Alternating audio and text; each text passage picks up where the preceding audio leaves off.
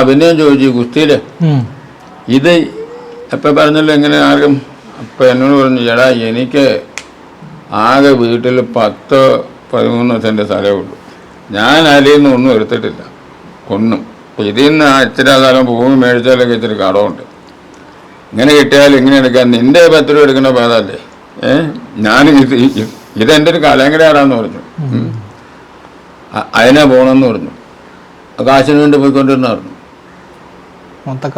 അന്നത്തെ കാലം കാശിന് വേണ്ടി പോയിക്കൊണ്ടിരുന്ന പറഞ്ഞു. പിന്നെ ഇങ്ങനൊരു പ്രത്യേകത ഉണ്ടായിരുന്നു കുസ്തിയിൽ, കാട്ടാകുസ്തിയിൽ. അന്ന് നമ്മുടെ ഇവിടെ കാട്ടാകുസ്തി പേരാ ഈ കുതിര കുളമ്പടി ശബ്ദം ഇങ്ങനെ അടിക്കണേന് മത്സരം എടുക്കണേന്. പുള്ളിക്ക് വേറിട്ടുള്ളൊരു പറഞ്ഞു കുതിര കുളമ്പടി ശബ്ദമാണെന്ന് പറഞ്ഞു. അത് പിന്നെ വന്ന് ഉറങ്ങണത് ആൾക്കാർക്ക് കയ്യടി. അന്നും ഇന്നുമൊക്കെ ആരാധകരുണ്ടെന്ന് ഉള്ളവന് ഭയങ്കര കയ്യടിയാ. ഈ ആനക്കാരനാന്ന് പറയാം, പിന്നെ ആനക്കാരനാന്ന് ഭംഗി പവറും. നമ്മൾ ഇവിടെയൊക്കെ തൊട്ടച്ച് കൈയെടുത്ത് കട്ടിൽമുട്ടൊക്കെ ഒന്നാ ചെറുക്കുമ്പോഴേക്കും നല്ല ഇതായി. ചേട്ടന് ഞാൻ ചോദിക്കും ചേട്ടന് ഇഷ്ടപ്പെട്ട ആഹാരം ഏതാണെന്ന് വെച്ചു. അന്നൊക്കെ നമ്മുടെ നാടുകളിൽ ഈ കപ്പ ഇട്ടിട്ട് അത് ഉണങ്ങി വെക്കും, ഉണക്കക്കപ്പ. അത് നല്ല രസമാണ്, ഇവിടെ തന്നെ കൂടി കപ്പ. അപ്പോൾ എനിക്ക് നല്ല കപ്പപ്പുഴുക്ക് കാപ്പി ഇഷ്ടമാണെന്നുണ്ട്, എൻ്റെ തിന്നു വയ്ക്കും. എന്നിട്ട് ഇരുമ്പുണ്ട് ഞാൻ ഒരു കിണ്ണം കപ്പ തിന്നും. പിന്നെ ഈ വയറ് കാണാനാവുള്ളൂ തിന്നാത്ത പിന്നെ തിന്നാം. പിന്നെ ഒരു കോപ്പ കട്ടൻ കാപ്പി എനിക്കിഷ്ടമാണെന്ന് പറയും. പിന്നെ കയ്യിലിരിക്കുന്ന ബർക്കലി സിഗരറ്റാണ് വലിക്കുന്നത്. ആ കയ്യിലിരിക്കുന്ന സിഗരറ്റ് തീർന്നാൽ പലരും നീണ്ടും ബഹുമാനത്തോടു കൂടി ആരും മേടിക്കില്ല. അപ്പം ഞാൻ ഓടയിൽ നിന്നുള്ള പടത്തിൽ അത് സത്യൻ്റെ കാര്യം ഓർക്കും. ഞാൻ പറഞ്ഞു തന്നത് എല്ലാം പറ്റില്ല. ബാർ ഷോപ്പിൽ കയറി മുടി ചെയ്യരുത്, അവിടെ ചീപ്പ് എടുക്കരുത്, അവിടെ നോക്കരുത്, ഇങ്ങനെയൊക്കെ പറഞ്ഞു തന്നെ. പിന്നെ ആനേരാന്ന് ചോദിക്കുക, അതൊരു ഒരുപാട് സത്യം. ഇന്നോളം ഞാൻ എൻ്റെ കൂട്ടുകാരോട് പിള്ളേരോട് ആരെങ്കിലും ആനയെന്നും ചോദിക്കാൻ പറയും, ആരുമില്ലാത്തതാണെങ്കിൽ. ഞാൻ ചോദിച്ചിട്ടില്ല, കാരണം നമ്മൾ അന്ന് ചെറുപ്പകാലങ്ങളിലുള്ള ശീലം മറക്കുമ്പോൾ മനുഷ്യനുള്ള കാലം. പിന്നെ ഒന്നിനൊന്നിനും വെച്ചിട്ട് പറഞ്ഞു പറയുന്നു, ഒരിക്കലും അഹങ്കരിക്കരുത്, നിന്നെ കഴിഞ്ഞ് നിൻ്റെ മുകളിൽ ഒരുപാട് പേരുണ്ട്. ചമ്പാടിൻ്റെ ഗുണപാഠമായിരുന്നു. മറ്റേ പുള്ളിയുടെ പുരാണം, ബാലിവധം, അങ്ങനെയൊക്കെയുള്ള കഥകൾ. ഇങ്ങനെ ധീരതയില്ലാത്തൊരു കാര്യം 2 പേർക്കുമില്ല, ഒന്നുമില്ല. ഏകദേശം എത്ര ആന കയറിയിട്ടുണ്ടോ? കൈതമറ്റം ബാലൻ അതാ ഉടമസ്ഥനോട് ഈ ബാലനാണ് ഭയാപോക്കിരിയായിരുന്നു. അതിനിവര് ചില ആനകൾ അഴിക്കുന്നതിന് മുമ്പ് ആനയ്ക്ക് 1 മാസം ചികിത്സയുണ്ട്. ആനക്കാരനുണ്ട്, ഈ അഴിക്കാൻ വന്ന ആനക്കാരന് അതിന് കാശ് കൊടുക്കുക, ചികിത്സയ്ക്കുള്ള തട്ടിപ്പ് ചെയ്യും. കാരണം ഈ ആന ഈ ആളിൻ്റെ പേറ്റും പിടിച്ചു നിൽക്കണം. ഈ ആനോട് പേറ്റും ചെയ്യാനുള്ള പവർ ഈ ആനക്കാരന് വേണം. അങ്ങനെ കൈതമറ്റം ബാലൻ്റെ അടുത്ത് അങ്ങനെ ഉടമസ്ഥൻ പറഞ്ഞത്, ഈ കൂട്ടിലേക്കുന്ന ഒരു പശുവിൻ്റെ വില 1000 കൊടുത്തിട്ടിരുന്നു. പുല്ല് വരെ വെച്ചോണ്ടുപോയി. KKP ആന, പിന്നെ മണിയനാന, മൂത്തോൻ അല്ല ഇവിടെ മുത്തോലി മണി, അവരുടെ അടുത്തായിരുന്നു ഈ മോഹനാനൊക്കെ നമ്മുടെ ആ പടത്തിൽ അഭിനയിച്ചില്ലേ, ആ മുരളി പ്രായക്കർ പാപ്പാനായിട്ട് അവരുടെ ആനയാ. വഴക്കില്ല ഞാൻ, അത് മുമ്പ് തന്നെ ആനയത് 13-14 ആളുകളും ഒന്നുകൂടിയാണ്. അവിടെ ഒരു പോസ്റ്റുകാരനായിരുന്നു വർത്തമാനം നിന്നപ്പോൾ കുനിഞ്ഞ ചാടി പുഴുതിട്ടാണ് കുനിഞ്ഞിട്ട് മുകളിൽ നിന്നൊരു ഉടക്കം കൊണ്ടു കൊടുത്തിട്ട് നായപ്പം അവിടെ ഇരുന്നുണ്ടാവും. അങ്ങനെ ഒരാൾ, അങ്ങനെ ആനയ്ക്ക് കൊല്ലാൻ പറ്റാത്ത വന്നില്ല ഒരാളുകളൊന്നും വളരെ വരുന്നത്. KKP ആനയ്ക്ക് ഒരാളെ കൊല്ലാൻ പറ്റില്ല, ഒറ്റ ആളെ. ഞാൻ പറഞ്ഞില്ല തോട്ടിക്ക് പറ്റണമെന്ന് ഞാൻ പറഞ്ഞില്ല, തിരുത്തായ്മയുടെ. അന്നും ഇപ്പം ഇന്നത്തെ ഇപ്പോൾ ഈ പിള്ളേരുകാരും പറയുമല്ലോ, അന്നും അതിന് തോട്ടിക്ക് ഇങ്ങനെ വലിക്കും മുകളിലിട്ട്. എന്നിട്ട് ചോദിക്കും കൺമലത്തിലാണ് അങ്ങനെ ഉടക്കാരനെന്ന് പറയും, കിട്ടിയില്ലെന്ന് പറയും. നമ്മുടെ കണ്ണന്മാർക്കാർ ഇവിടെ വെട്ടുണ്ട്, പക്ഷെ അവന് ചെയ്യണവൻ്റെ ശരീരത്തിന് പഴക്കം, ബാലൻസ് വേണം, ചങ്കുറപ്പ് വേണം. അതിന് ചങ്കുറപ്പുള്ളവൻ്റെ കൂടെ താമസിക്കണം. ഇവർക്കൊക്കെ ഒരു ഗുണമുണ്ട്, ഈ ഇവർക്ക് ആദ്യമായിട്ട് ഈ ആനപ്പണിയിൽ കൂടുതൽ കാശ് തന്നെ ബാലഞ്ചേട്ടനാണ്. ആനയെ അവിടെ നിന്ന് 2-3 വർഷം മരമൊക്കെ പിടിച്ചാരൊക്കെ കഴിഞ്ഞപ്പോൾ ഒരു 100 രൂപ എൻ്റെ കയ്യിൽ കരുത്ത് തന്നു. എൻ്റെ അമ്മേനൊന്നും പുള്ളി അറിയില്ല, ഇതുകൊണ്ട് നിന്റെ തളരെ കൊണ്ട് കൊടുക്കട്ടെ, ആരും മേടിച്ചോളൂ എന്ന് പറഞ്ഞു. അതിൻ്റെ വലിയ കാശ് അങ്ങനെ തന്നത്. കൊച്ചനാഞ്ചേട്ടൻ്റെ ഈ 4-ാം ചേട്ടൻ കൊച്ചനാഞ്ചേട്ടൻ്റെ വീട്ടിൽ നിന്നപ്പോൾ കടങ്ങൂരാനെ എല്ലാ പണിക്കാരനായി, പണിപ്പീരുകാരനായി, ഭയങ്കരമായി. ഈ സവോയ ഹോട്ടലിൽ പുള്ളി ഒരു മുറി എടുത്തിട്ടുണ്ട്. എപ്പോൾ കിടക്കാൻ ചെന്നാലും ചൂടുവെള്ളവും സർവ്വവും നമുക്കും തരും. എനിക്കും പുള്ളിക്കുമായിട്ട് പുള്ളി ഇടപാട് ചെയ്തേക്കണം.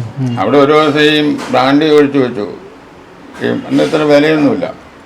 ഓട്ട് പങ്ക് റമ്മ അന്നൊക്കെ പറയണം 365 ദിവസം മണ്ണിൽ കിടക്കണം, ആർക്കറിയാം. ഞാനിത് ഒഴിച്ചു വെച്ചു. ഞാൻ പയ്യനിച്ച് അപ്പുറം പോയൊരു ചായയൊക്കെ കുടിച്ചോണ്ടിരിക്കാൻ പോയി. അപ്പം അവിടെ 2 നിലയാണ്. താഴത്തിറങ്ങി വന്നു, ഒരു ഹോട്ടലാണ്. താഴത്തിറങ്ങി എൻ്റെ ഇനി കഴിക്കാട്ടെ. ഞാൻ പറഞ്ഞു, ചേട്ടാ എനിക്കത് വേണ്ട. ഈ പൈസ കൊണ്ട് പണിത കാശിന് ഞാൻ ചെന്നെങ്കിൽ കുടുംബത്തിന് ദാരിദ്ര്യത്തില്ല. ഇപ്പം എല്ലാവരും പറയും പുള്ളിയുടെ കൊടുത്ത് പോയാൽ മദ്യം മാത്രം ഇഷ്ടം പോലെ കിട്ടും, കാശ് കിട്ടില്ലെന്ന്. ഞാൻ കുഞ്ഞിനെ നടക്കണതാണ് ഈ പാല് കഴുകാനും ചായ മേടിക്കാനായിട്ട് കൊല്ലങ്ങൾ. അവിടെ ആര് വന്നോ പുള്ളിയുടെ കൂടെ പോകണമെന്ന് നമുക്ക് പ്രശ്നമല്ല. പുള്ളിയുടെ ചോറിനകത്ത് ഓണക്കുള്ള ഒറ്റ ആനക്കാരനുമില്ല. അപ്പം അതുകൊണ്ടാണ് ഞാൻ കഴിക്കാത്ത കേട്ടോ. ഞാൻ ചായ കൊടുത്ത് വന്നു. നീ കഴിച്ചു വന്നിടാ പട്ടിക്കടി വരുന്നു പറഞ്ഞു. അങ്ങനെ നീ കഴിക്കാൻ പറഞ്ഞു. അങ്ങനെ കഴിച്ചു. ഞാൻ പിന്നെ നല്ല ഊരാണ് എനിക്ക്. പട്ടീനെ തല്ലിക്കൊണ്ട് കഴിക്കാറുണ്ടാണ് ഞാൻ തിന്നുണ്ട്. ഇപ്പോൾ ഒന്നും ഇഷ്ടമല്ല. അപ്പം ആ പാതി കഴിഞ്ഞപ്പോൾ അന്ന് നല്ല വഴക്കുള്ള ആനയുടെ മുകളിൽ നിന്ന് പണിയാൻ എനിക്ക് 20 രൂപ കിട്ടും. അത് വലിയ കാര്യം. നമുക്കൊരു കുടുംബത്തിൽ 15 ദിവസത്തേക്ക് ഒന്നും അറിയണ്ട. അന്ന് മുതൽ പുള്ളി ബ്രാൻഡ് മേടിക്കാത്ത ദിവസം കാണില്ല. എന്നെ ബ്രാൻഡ് പിടിച്ചാലും പകുതി അല്ല പകുതി എനിക്ക് തരും. എൻ്റെ ശമ്പളം ഒരു പൈസ എടുക്കില്ല. ഞാനൊരു ദിവസം പിന്നെ ഞങ്ങൾ 2 ആനക്കലൊക്കെ ആയല്ലോ. ഞാനും വലുതായില്ലേ. അപ്പം അങ്ങനെ ഇവിടെ നിന്ന് താഴത്തേക്ക് പോകുമ്പോൾ താഴെ ഒരു കല്ലുപാലമുണ്ട്. അപ്പം അതിലെ പുള്ളി നേരത്തെ പോകണ്ടേ, വീട്ടിൽ പോകണ്ടേ. അവിടെ ഇവിടുന്ന് വണ്ടിയിൽ നിന്ന് ഇറങ്ങിയിട്ട് പോകുന്നുണ്ട്. അപ്പം അവിടെ ആ പാലത്തിൻ്റെ അവിടെ വന്നു കഴിഞ്ഞപ്പോൾ ഞാനിവിടെ നിന്ന് എത്തി പറയുക. അവിടെ നിന്ന് എത്തിപ്പോയി പോണ വഴിക്ക് എൻ്റെ ഒറ്റ പൈസ ഇല്ല. ഞാനും ആരോടും ഇറക്കുകയില്ല. ഈ വലിയ ചേമ്പും ഇപ്പോൾ ഉണ്ടായിരുന്നു. അതിൽ ചേമ്പരം പറിച്ചോണ്ട് ഓടിയത്. താഴത്ത് പാടാ ചെന്ന് എന്നാണെന്ന് ചോദിച്ച് ചിരിച്ചേ. ഞാൻ ചേമ്പല കാണിച്ചു. പുള്ളിയിൽ നിന്നെടുത്ത് എനിക്ക് അതിലേക്ക് ഒഴിച്ചു തന്നു. പുള്ളി തന്നെ പാടത്തുനിന്ന് വെള്ളം ഒഴിച്ചു തന്നു. ഞങ്ങൾ ആരും ഒന്നിനും പോവില്ല. മദ്യപാനം എങ്ങനെയാണെന്ന് വെച്ചാൽ ഇന്ദിര എന്ന് പറഞ്ഞൊരു വണ്ടി ഓടുന്നുണ്ട്. അത് സുകുമാരൻ ചേട്ടനെ ഓടിക്കണേ. പ്രായമുള്ള ആളാ. ഈ ലാസ്റ്റ് ബാറുണ്ടെങ്കിൽ പോരാൻ നേരത്ത് 5 ചെന്ന് കഴിയുമ്പോഴത്തേനും കുറേ കാറുകാരാണ്. ഓട്ടമൊന്നുമില്ല. ചേട്ടാ പോകാന്ന് പറഞ്ഞു കൂടിയേ. നിൽക്കുന്നു പറയും കേട്ടോ. ലാസ്റ്റ് ട്രിപ്പ് 8:30 ഈ കൂത്താട്ടോട്ട് ഈ വണ്ടി ഇന്ദിരാ ബസ് വന്ന് കിടക്കുന്നത്. അവിടെ നിന്ന് കുമാരൻ കൂടി ഡ്രൈവർ കണ്ടക്ടറുമായിട്ട് ബാറി കയറും. അവിടെ നിന്ന് നേരെ ഈ ബസ്സും കൊണ്ടാണ് വീട്ടിൽ വന്നത്. റൂട്ട് മാറി ഓടും. 10 പൈസ കയ്യിൽ 6 ഓടും. ആനയില്ലാണ്ട് ഒരു അമ്പലത്തിനും പോയി. അങ്ങനെ ഒരു ഇത് രണ്ടും പറയുമ്പോൾ നമ്മൾ മോഹൻലാലിൻ്റെയും മമ്മൂട്ടിയുടെയും ഇവരുടെ കാര്യം പറയുമ്പോൾ ഓരോ രീതിയിൽ ഓരോ എടുപ്പിൽ ഓരോരുത്തർ ഭയങ്കര ആത്മധൈര്യമാണ്. പിന്നെ സ്നേഹിക്കണവർ ചതിക്കില്ല.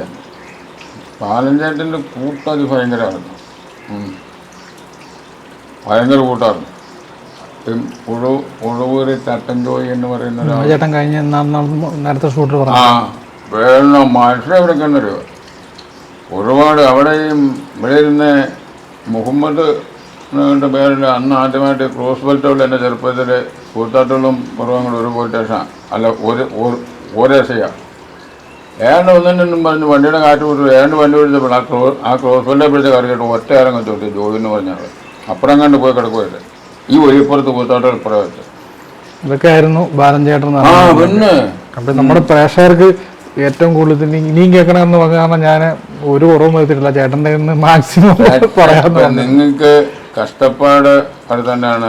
ഒരുപാടുണ്ട്. എങ്ങനെയെന്ന് പറഞ്ഞ് ഇന്നെ പറഞ്ഞുകൊണ്ടാണ് ആനയുടെ മുഖത്ത് തലക്കെട്ട് കെട്ടാനായിട്ട് ആരുണ്ടെങ്കിലും അത് നോക്കുന്നില്ല. അത് ആ തലക്കെട്ടുമായിട്ട് മുട്ടമുട്ടിയാനയുടെ വയറ്റിൽ ആ മുകളിലേക്ക് കയറി പോകും. മുഖത്തേക്ക് ആ വെച്ച് കറക്റ്റായിരിക്കും.